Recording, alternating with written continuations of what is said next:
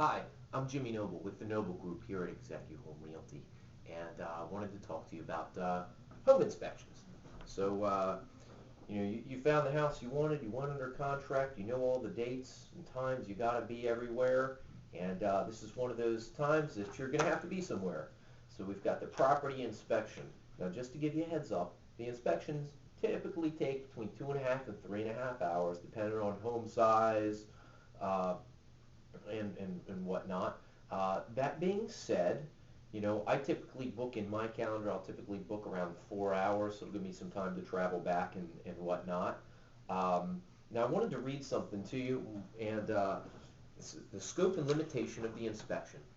It says the purpose of any inspection selected below is to discover significant and material defects or adverse or dangerous conditions, if any, of the components and systems of the property and any other items identified in these subsections below.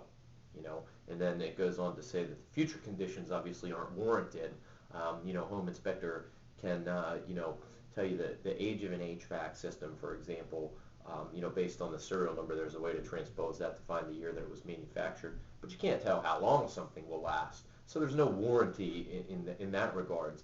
So, it's, chimney inspection, radon inspection, structural mechanical inspection, termite inspection are the typicals that we get. Now you'll notice there is no termite inspection on here because the termite inspection is not an inspection that you have to actually ask for. It's the termite inspection is actually talked about in the actual contract of sale, so it's not one that you have to ask to get it.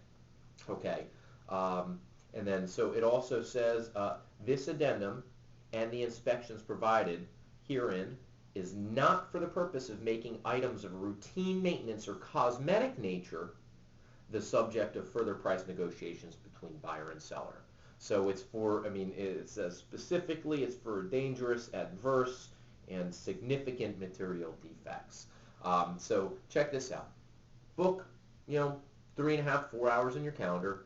Get there early, maybe 10 minutes early, so that I usually show up earlier. Inspectors typically show up earlier, right on time, depending on where they're coming from. Plan for 3 hours. We're going to go through the house from top to bottom.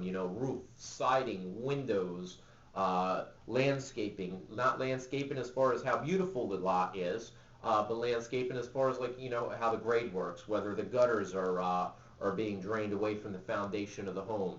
Does the sump pump work? They're going to test out your HVAC system. They're going to run all the appliances, dishwasher cycle to make sure it cycles through.